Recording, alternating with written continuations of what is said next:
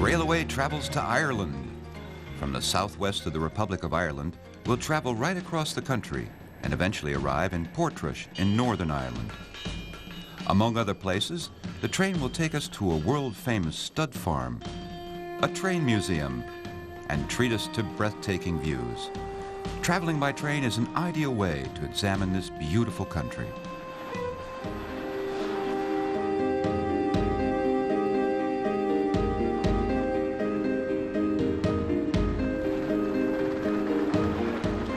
Our starting point is Killarney in the west of Southern Ireland. Here we're immediately embraced by the typical beauty of Ireland. Large lakes are surrounded by rough mountains in dark contrast with a clouded sky. Here, as elsewhere in the entire country, you'll also find romantic ruins of castles.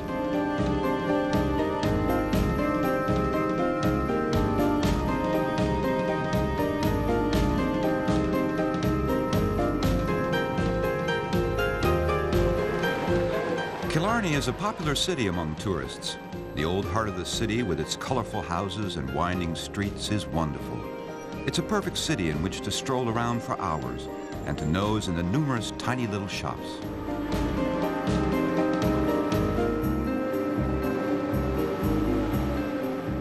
However, we're in search of the station. The horse coach takes us to a 100-year-old charming little building. There are many different types of trains in Ireland. Old steam engines, modern intercity trains, and a few very special trains. This one, for example, is the radio train. This intercity has special carriages from where disc jockeys arrange the music.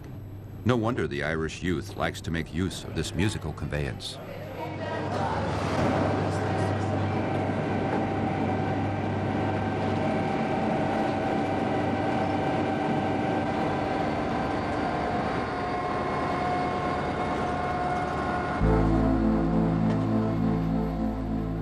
The railway network in Ireland is quite extensive and modern. Yet at some places, like Killarney, the tracks have to be worked by hand, the old-fashioned way. When this has been done, the journey through the green landscape can begin.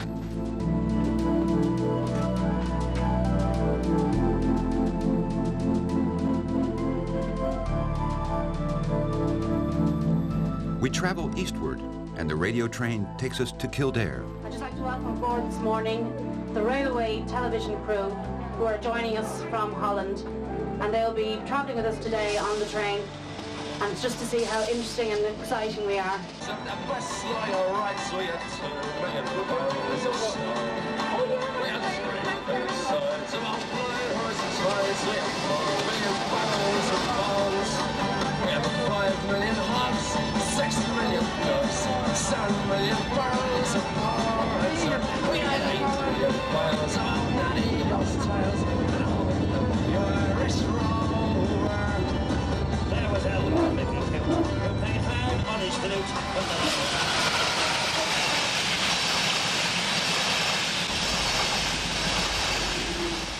The sky above the Kildare station is gray and dreary. After a journey of a couple of hours, the radio train arrives at a deserted-looking station.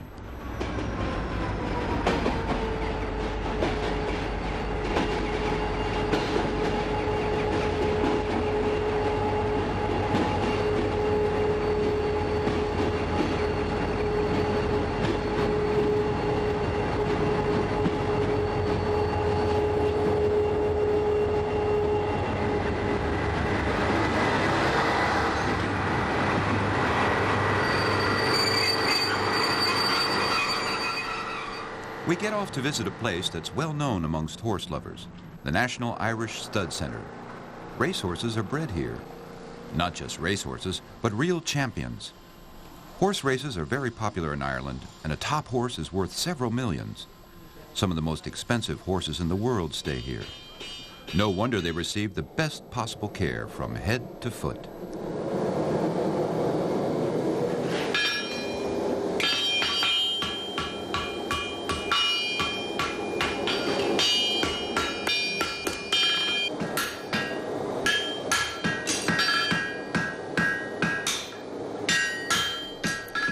One of the champions the center looks after is Magic Wonder.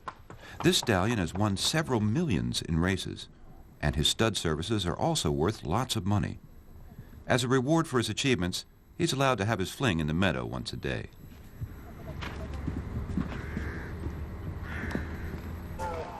Close to the stock farm, you'll find a horse auction.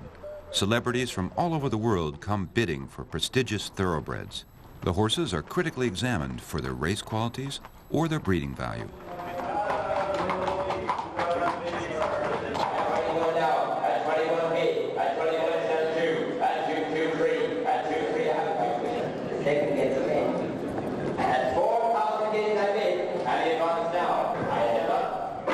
After the horse has been sold, the new owner hopes that his investment will pay off soon. Final flight. Beakstown has gone through the inside, a touchdown in front. Oh, so grumpy. Milton Field coming through strongly in between horses. They're racing up towards the finish, and Milton Field and Beakstown on the outside. Rosscastle on the inside has kept it forming at the line. We leave the fanatic sports lovers and get in the train again. It starts up slowly and continues its journey to Dublin in the east.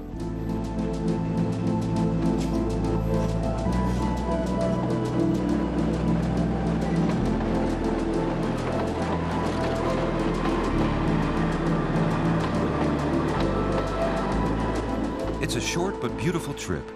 This region has the same name as the place we've just left, Kildare. We travel through the foothills of the Wicklow Mountains, a little farther to the south.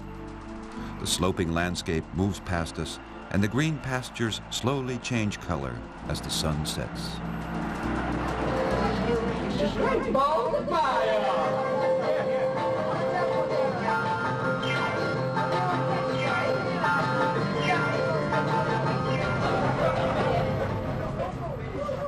Connolly Station in Dublin. Outside, we immediately see the Liffey River that flows right through the city. The river once formed the boundary between the social classes of Dublin. The rich lived on the northern bank, the poor in the south. Dublin is a city of many faces. Modern offices alternate with old city buildings. It's always a busy scene here.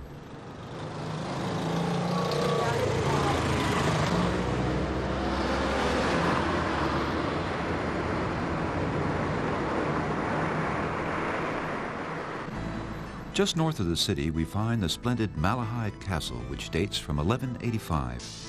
The medieval inhabitants have made room for modern tourists.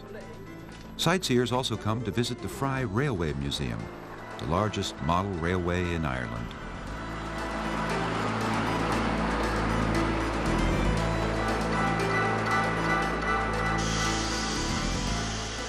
Here is a beautiful collection of all kinds of handmade models from home and abroad.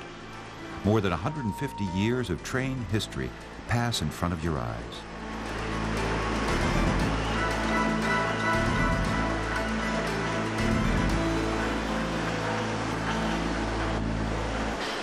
From miniature to life size, here the so-called dart train arrives. The train service is restricted to the neighborhood of Dublin. This fast train is very popular among the non-residents who work in Dublin. Nothing special in itself, were it not for the fact that this train travels along a picturesque route.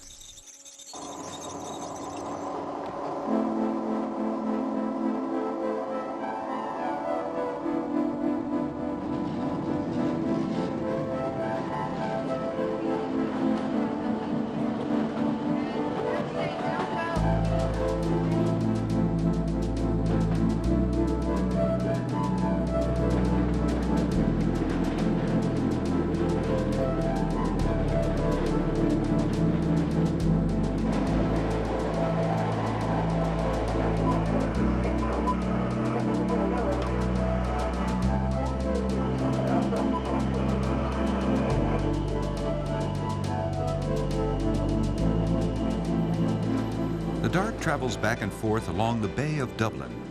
This coastal route is often compared to the Bay of Naples. Apart from the fact that the sun doesn't quite appear as often as in Italy, this comparison is not a bad one at all.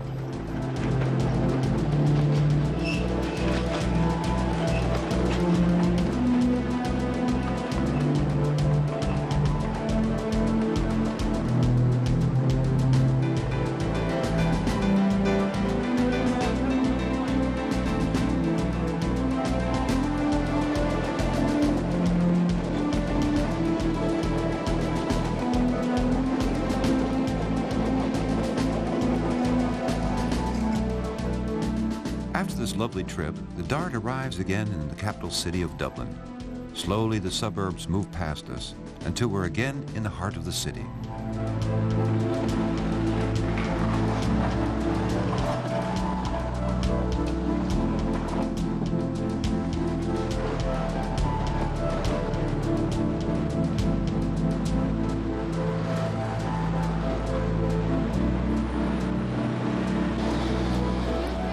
The Dart arrives at the central station.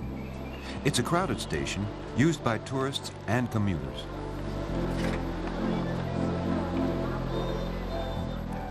The facade of the central station has been there for over a century. Perhaps the station doesn't look big, but behind this front is a huge, splendid hall.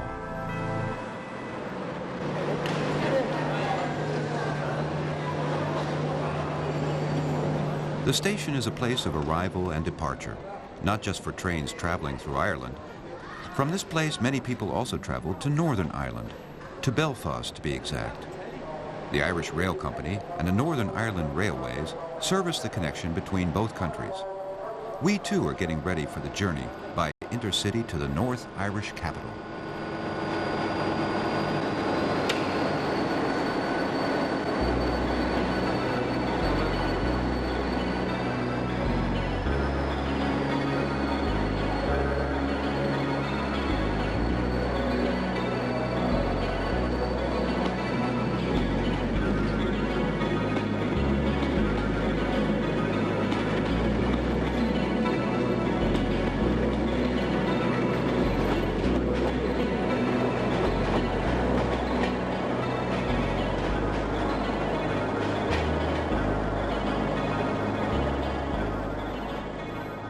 The intercity travels from Dublin on its way to Belfast in the north.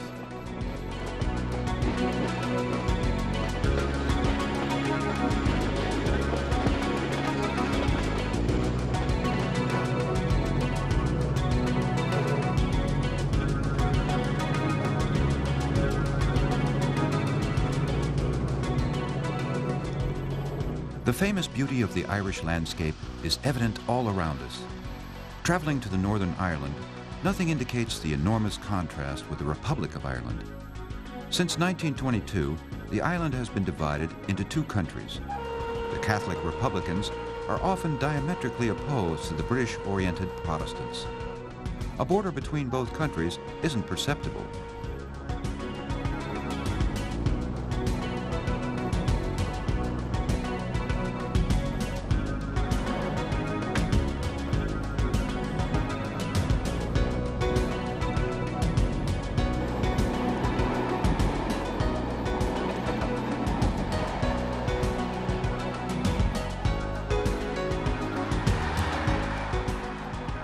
Northern Ireland consists of 6 so-called counties. This is the county of Armagh. It's known as the Apple Orchard of Ireland.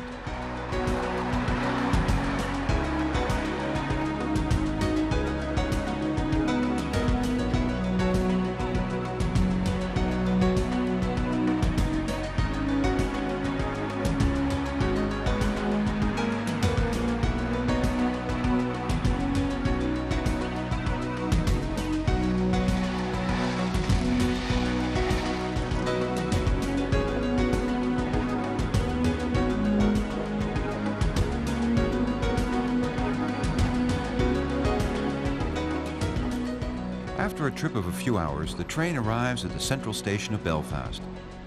Although it's called Central Station, it's not at all centrally located. It's situated on the outskirts of the city, as a matter of fact. This station has hardly any special features, except for the chilly draft down your neck.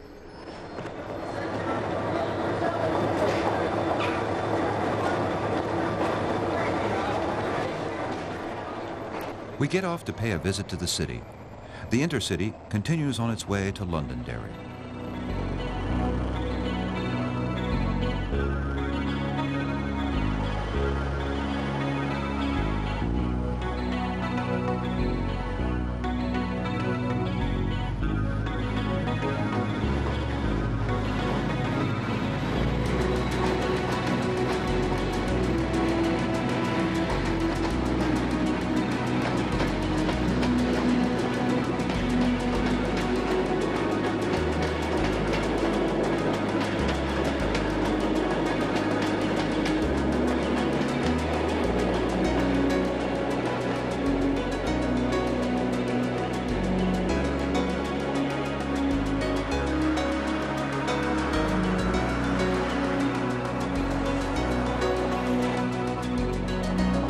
the central station, we have to take the bus to get to the center. The dull station is no comparison with the beautiful buildings that show off their beauty in the old heart of the city. Because of the violence in its street, this city is unfortunately in the news regularly, in a negative way, all over the world. Fortunately, Belfast has more to offer. The many old buildings in the center have been restored carefully. Take the town hall, for example. This building, built in limestone, dates from 1903. Besides historic pillars, the entire town hall consists of a big white block with brass domes. In Belfast, the old and the new keep alternating. A few kilometers outside of Belfast, you'll find the little town Kildare. Nationwide, it's known for the transport museum you'll find here. Here, the jewels of the Irish Railway Company are on display. It's the biggest collection in Ireland.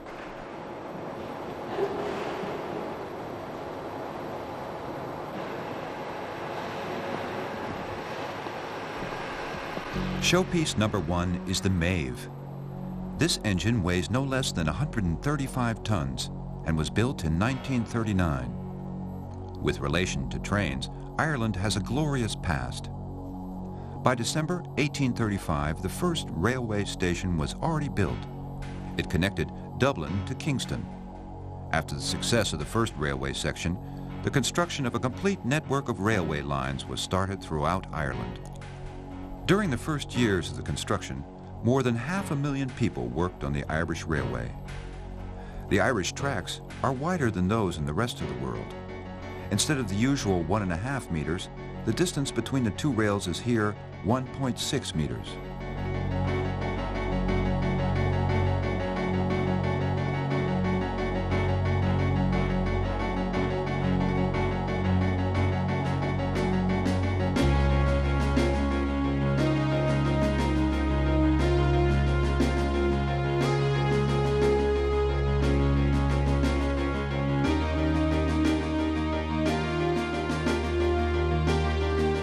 In the century following the first little train, the Irish built many hundreds of kilometers of railway. In a land that wasn't very accessible for either human or animal, travel suddenly appeared easier with the coming of the train. Big cities were connected by rail, and the Irish Railway Company had its heyday. One of the dozens of sections ran from Belfast to Portrush. For more than a century, the Portrush Flyer was a prosperous line, until its serious decline in the 60s and 70s. The steam train was in danger of becoming extinct, but a group of enthusiastic steam fans managed to retain a number of the old locomotives. That's why the Portrush Flyer keeps going until this very day. Practicing great care, the volunteers managed to keep the locomotives in excellent condition. Once a week, the Portrush Flyer makes its trip from Belfast to Portrush. Before the steam engine can get moving, the fire has to be poked up and the tanks filled with water.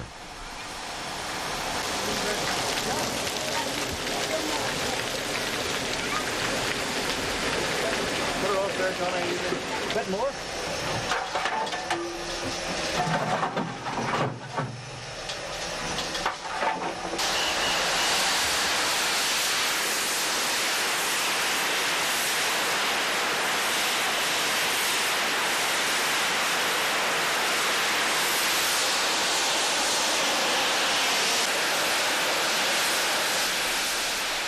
Unlike former days, now only tourists travel on the Portrush Flyer.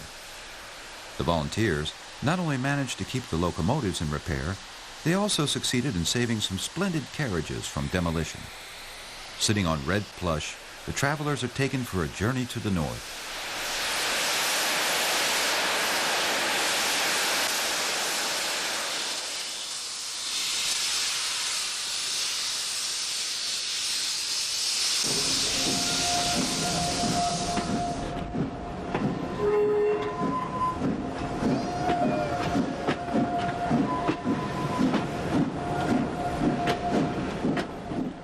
Once the steam locomotive, with the beautiful name of Merlin, gets started, we travel toward Portrush in the north of Ireland.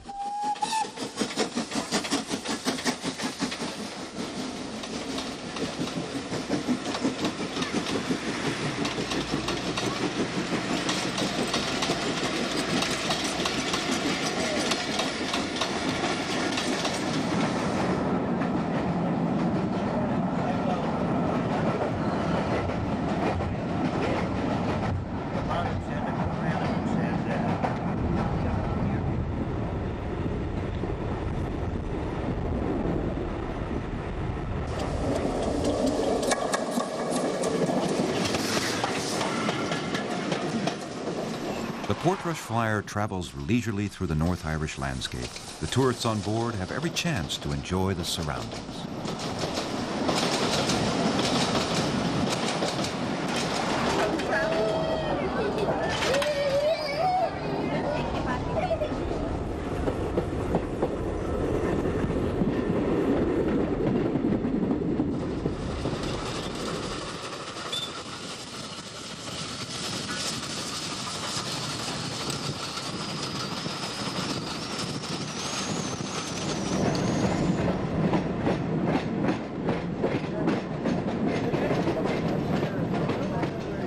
After a trip of a couple of hours, the sea is in view, and the Portrush Flyer has accomplished its nostalgic journey.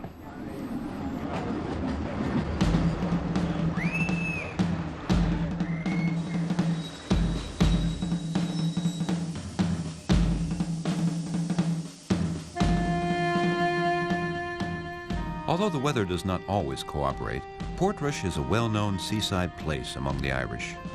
Last century, this Victorian town was already a favored place amongst the wealthy in the country.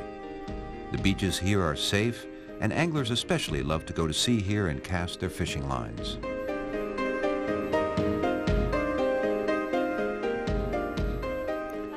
However, the reason for being here is that Portrush is situated on the Causeway Coast. This is a world-famous coast because of its fantastic panorama and special rock formations. Thousands of stones lie together in an exceptional way, forming a giant staircase. The Giant's Causeway came into being after liquid lava flowed into the valley. Originally, it was one big mass of stone, but after the lava cooled down, it shrank, and the pillar-shaped stones came into being. In all, there are more than 40,000 stones that were shaped this way.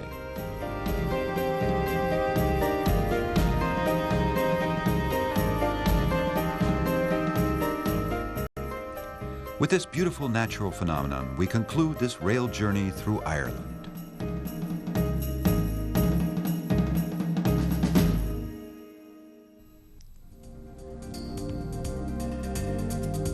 For our next episode of Railway, we travel to Romania.